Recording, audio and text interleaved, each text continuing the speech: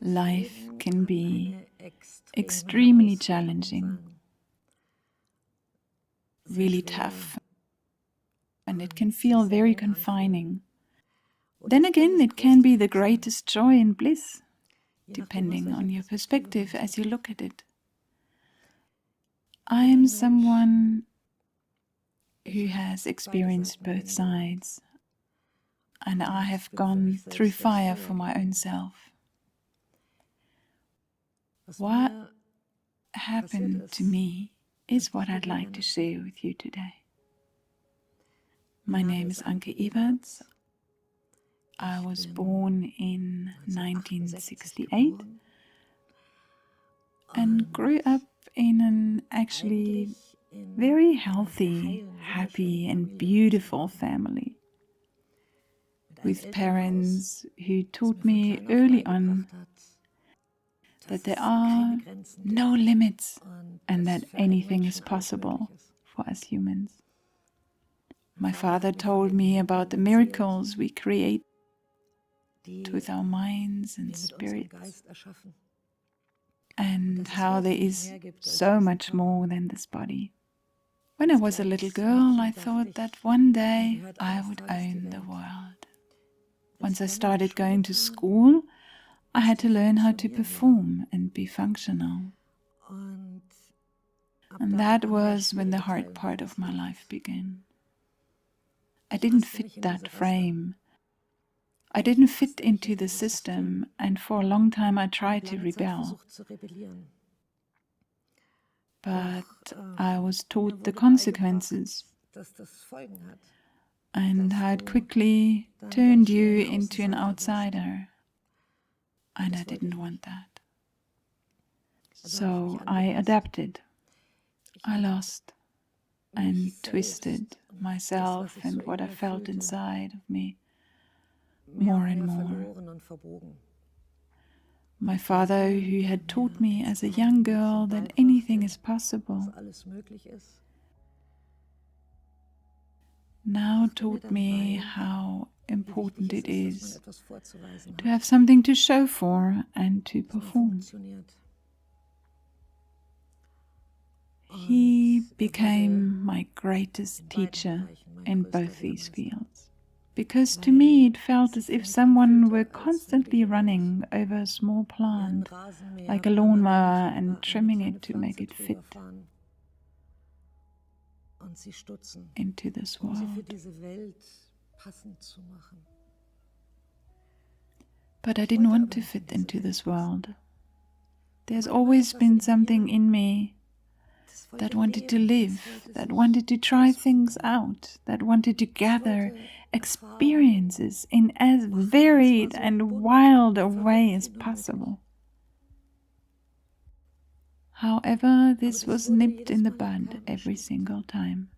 To break out of these fixed parameters, I guess I rebelled in my own way.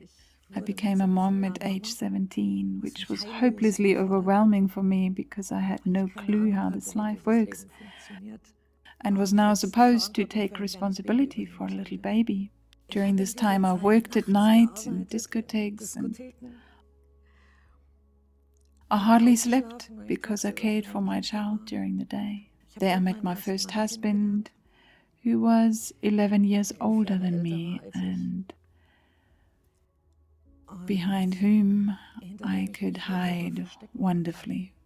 My life then quickly took a direction where it was all about the money, where it was important to have something to show for, where it was important to drive a big car, live in a big house, and where it didn't really matter how you felt or whether you were happy.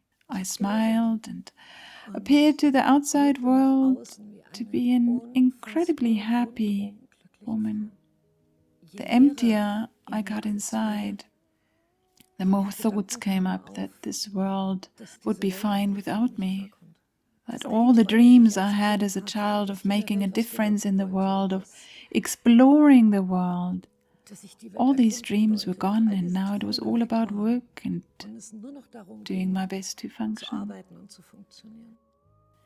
There was a situation I just remembered. I must have been about 35 years old and had to go to a teacher's meeting with my children. And this teacher was telling me how my children were performing at school and how things weren't going so smoothly. I listened to him with tears running from my eyes. I wanted to stand up for my children, but I couldn't. I had so little self-confidence that I couldn't even do that. I remember a moment when I was parked with my car at the edge of a precipice, and I was holding the handbrake and thinking about just letting the car roll down. My father had taught me as a little girl that everything has its purpose and that nothing happens by accident. And in my situation, I was looking for exactly this meaning. I didn't understand the meaning of what I was feeling inside. And so then I was 41, on a very dark night of my soul, on a very dark day.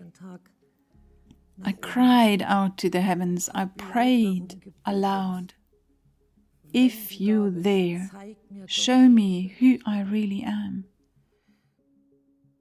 This cannot be the meaning of my life. You should be careful what you wish for. That was the most magical day of my life. My wish was granted very soon. When I came home from a run, I think 1 or 2 days later, and wanted to light the fireplace, I accidentally grabbed a bottle of bioethanol to get the wood burning. Today I can't remember why this bottle was next to the fireplace, but it caused my clothes to start burning. My trousers began to burn, and the fire slowly rose higher and higher on my body. I didn't realize at the time what was happening to me, and I tried to beat the fire out. I didn't give much thought to the fact that it was actually a very dangerous, life-threatening situation. I just functioned. I tried to fight this fire by beating it out with my hands, and only when it hit my chest, when it was at chest level, and my hair caught fire, did I realize that the whole situation had completely gotten out of my control. The flames were reaching up to my face and far beyond me. Within a few seconds, I was fully engulfed in flames, like a burning torch in the middle of our living room, and breathing in fire. I hadn't called for help, and I hadn't given any thought to the fact that I might not be able to control the situation. I still remember that heat and the feeling when I suddenly inhaled flames instead of air. That moment of realization when I knew there was nothing I could do anymore, nothing I could control anymore. But the only option I had was to surrender to something greater. I was absolutely aware that I was dying now, that I was suffocating from that fire. It was one magical moment. It was as if time stood still, as if I suddenly realized that Something was finished and something completely new was beginning. And I learned what surrender means, and above all, how to completely let go. I was aware that I was dying, and it was completely all right. What happened next is I was catapulted out of my body, and suddenly I existed twice. I could suddenly watch this burning torch that was standing there in the middle of our huge living room in front of this open fireplace, and I could see it starting to stagger. Everything was engulfed in fire. I couldn't see a body anymore. The ceiling was already black with soot. And yet, I was fine.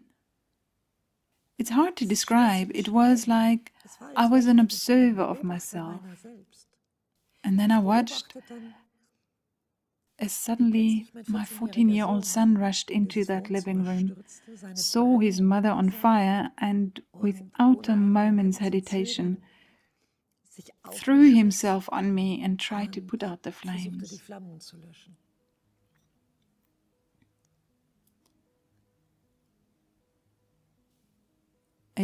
I will never forget that moment because it radically changed my life. I was there in the helicopter when they took my body to the hospital in Munich. And the whole time I was aware that I was dead. What the doctors were doing to my body didn't interest me at all. I didn't understand all the commotion about my injuries or about the burns on my face and hands.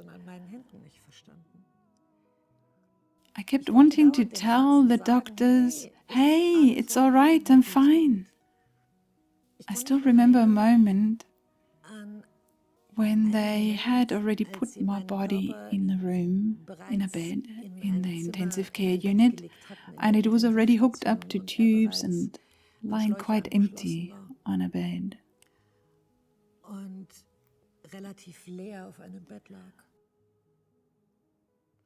I myself was also in that room and kept waiting for something to happen now. And all of a sudden, the energy in the room changed abruptly.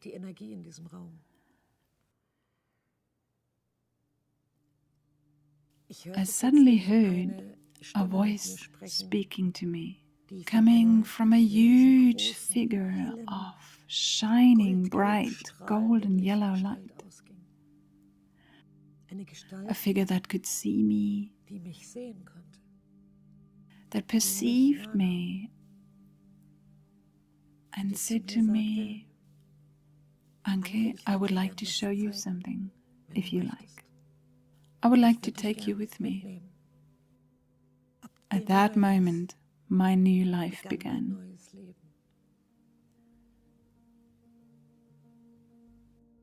From that moment on, a world was revealed to me that I had always been looking for, a reality, a truth. It was a time in which I received answers to all my questions. And I had a teacher, a presence at my side, who revealed to me everything that matters to me as a soul, but also as a human being. I was shown what really matters in life. I was shown why I came into this life.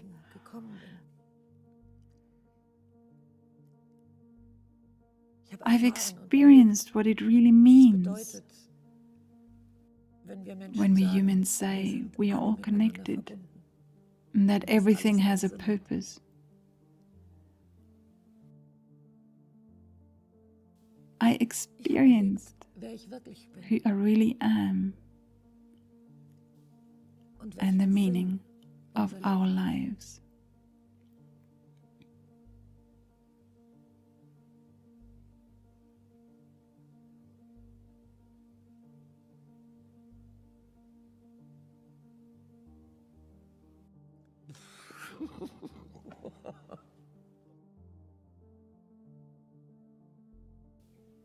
It was an incredible time.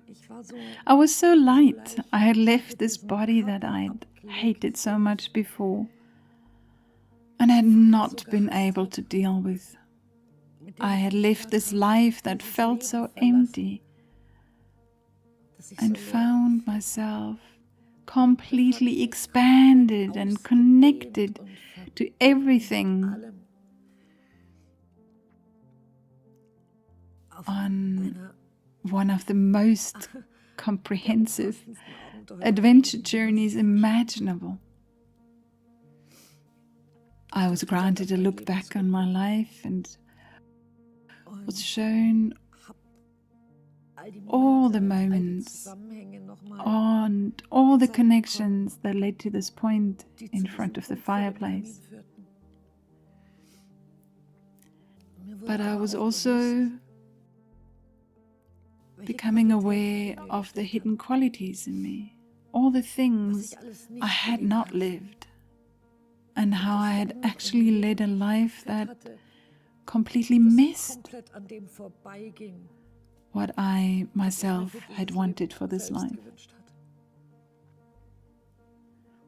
I was shown and I understood what we humans are here for and what really makes us who we are. And all of this time, of course, I thought I was dead. And so I was very surprised when my teacher at the time asked me if I wanted to return to this body. My first reaction was, never ever, I'm not going back into that thing. But my teacher promised me that my body would heal quickly if I went back into it. He also promised me that from now on he would always stay by my side. And he promised me that I would get the chance to start my life all over again, to change my life exactly the way I really want it to be.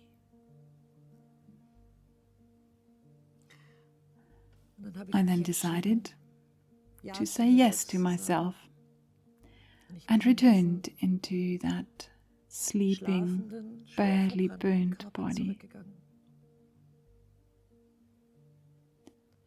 I can still remember my first conscious breath when I opened my eyes after the doctors brought me back from the coma. It felt like I was floating between worlds, as if I were here again in this body and at the same time in all that truly defines me.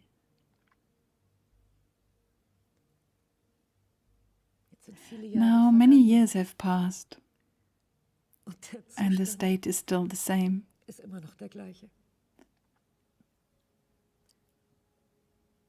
I am still connected, and I have radically changed my life after all that. I have left nothing the way it was before. I cleared out everything that was false. I questioned everything, and most of all, I stopped buying into my fears. I got divorced, I moved out, I scrutinized all my clothes and changed my wardrobe. I examined what I eat and the way I eat. I questioned my friendships. Above all, I questioned the way I treat myself. And I think for the first time in my life, I asked myself the most important question of all: what makes me happy? As I'm sharing this with you today, as I'm sharing my story, that is exactly what makes me happy. It makes me happy to tell people who are in a similar place as I was back then. about who they really are. It makes me happy to savor this amazing life with all its many facets. It makes me happy to jump right into my fears and see through them and realize, hey, behind any fear, huge gates open up. And it makes me happy to find out what else life can and wants to offer me. Today, I live a very, very fulfilled life. No longer fulfilled by money or material things, but by myself. I live completely in the here and now. The past is no longer important, and the future I create anew in every moment. It took me years to process everything that happened to me in those 9 days, and what has changed since then. My perception has completely changed. Not only my self-perception, but also how I see the world outside, how I see the world and myself. At some point, I mustered up the courage to tell my story. And from that moment on, everything took on a momentum of its own. An editor approached me and my first book was published. I was approached by people who told me again and again, in a very warm way, how valuable it was for them to hear me share my story.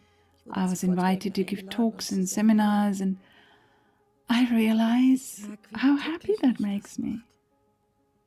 Here on this YouTube channel, I would like to share with you everything that moves me. I would like to answer your questions. I would like to tell you things, tell you stories that I consider very important for us humans. And if that could be of interest to you, I would love for you to subscribe to this channel. If you would like to know more about me, please visit my website, linked in the video description. You can subscribe to our newsletter, and I would love to accompany your life for a little bit, and to maybe open your eyes for yourself the way they were opened for me. Thank you.